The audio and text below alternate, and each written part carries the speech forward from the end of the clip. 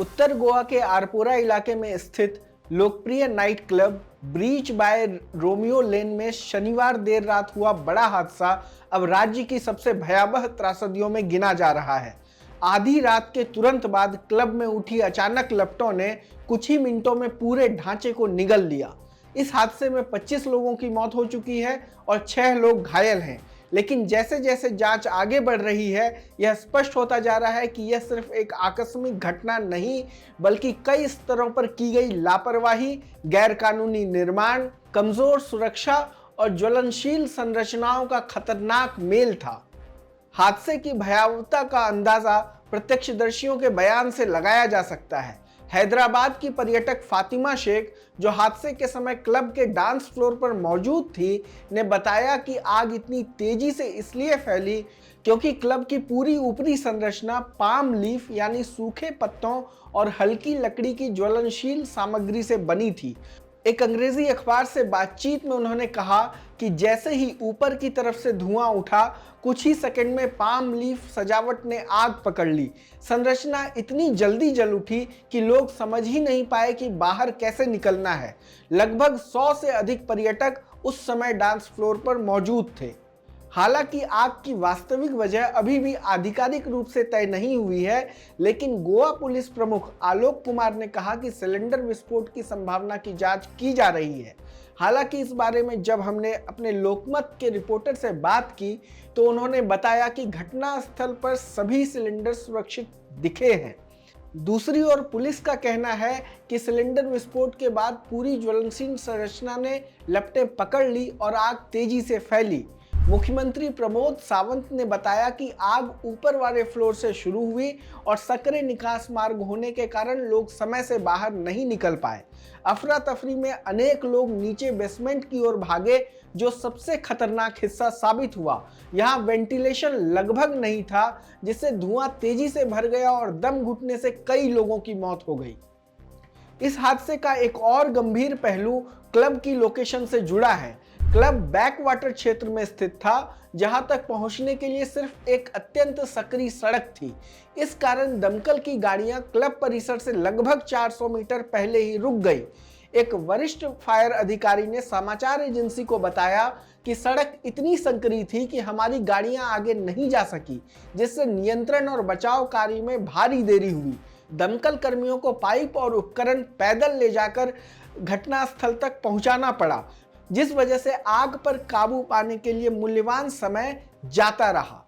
विशेषज्ञों के अनुसार शुरुआती 10-12 मिनट इस तरह की घटनाओं में सबसे महत्वपूर्ण होते हैं, लेकिन यहां दमकल इतनी देर से पहुंची कि अधिकांश लोग फंस चुके थे। जांच में यह भी सामने आया है कि क्लब का फायर एनओसी अपडेटेड नहीं था। फायर सेफ्टी ऑडिट कई सप्ताह से लंबित था और क्लब संचालन के दौरान कई सुरक्षा मानकों का पालन नहीं किया जा रहा था। स्थानीय लोगों ने बताया कि रात में इस क्लब में बहुत ज्यादा भीड़ होती थी और कई बार पुलिस ने इसे लेकर क्लब के मालिकों को चेतावनी भी दी थी। स्थानीय लोगों ने भी इसको लेकर शिकायत की थी, लेकिन कोई ठोस कार्रवाई नहीं की गई। हादसे के बाद क्लब की कानूनी स्थिति पर भी सवाल खड़े हो गए हैं।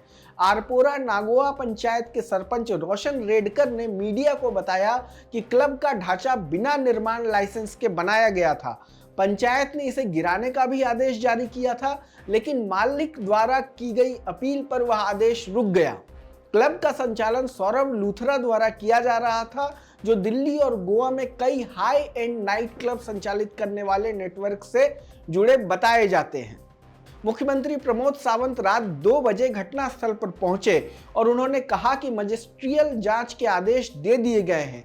क्लब के मालिक, जनरल मैनेजर और प्रबंधन के खिलाफ एफआईआर दर्ज की गई है और गिरफ्तारी वारंट भी जारी हो चुका है। उन्होंने कहा कि जांच में यह स्पष्ट किया जाएगा कि क्लब के पास वैध फायर एनओसी था या नहीं, सुरक्षा मानकों का पालन किया गया था या नहीं, और किन अधिकारियों की लापरवाही से इतनी बड़ी संख्या में जाने गई। हादसे के बाद कई शव इतनी बुरी तरह जल चुके थे कि उनकी पहचान करना लगभग असंभव हो गया। पुलिस ने कहा कि जिन 7 शवों की पहचान नहीं हो सकी है, उनके लिए डीएनए परीक्षण कराया जाएगा। अस्पतालों में घायलों का इलाज जारी है और प्रशासन मृतकों के परिवारों से संपर्क कर रहा है। कई स्थानीय लोगों और पर्यटकों का कहना है कि यह घटना गोवा के मनोरंजन उद्योग में लंबे समय से चली आ रही सुरक्षा अनदेखी को उजागर करती है। गोवा में पिछले कुछ वर्षों में कई बीच शेक, क्लब और बार ने अस्थायी और ज्वलनशील निर्माण सामग्री का उपयोग किया है, जिससे इस तरह की दुर्घटनाओं की आशंका बनी रहती है।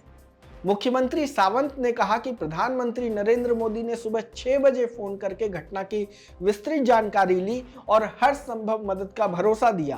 पीएमओ के अनुसार मृतकों के परिजनों को 2 लाख और घायलों को 50,000 की आर्थिक सहायता दी जाएगी। यह हादसा साफ तौर पर दिखाता है कि कैसे ज्वलनशील निर्माण, भीड़ नियंत्रण की कमी, गैर कानूनी संरचना, सकरे निकास मार्ग, सिलेंडर विस्फोट, समय पर राहत न मिलना और फायर सेफ्टी नियमों के उल्लंघन ने एक नाइट क्लब को कुछ ही मिनटों में मौत के बड़े शमशान में बदल दिया। आने वाले दिनों में जांच ही बताएगी कि इस त्रासदी के लिए असली जिम्मेदार कौन थे, लेकिन अभी के लिए गोवा इस दर्दनाक घटना से उबरने की कोशिश कर रहा है। इस घटना से जुड़ी तमाम जानकारी हम लगातार आप तक लाते रहेंगे। देश दुनिया की तमाम खबरों को देखने के लिए जुड़े रहें लोकमत हिंदी के साथ। धन्यवाद।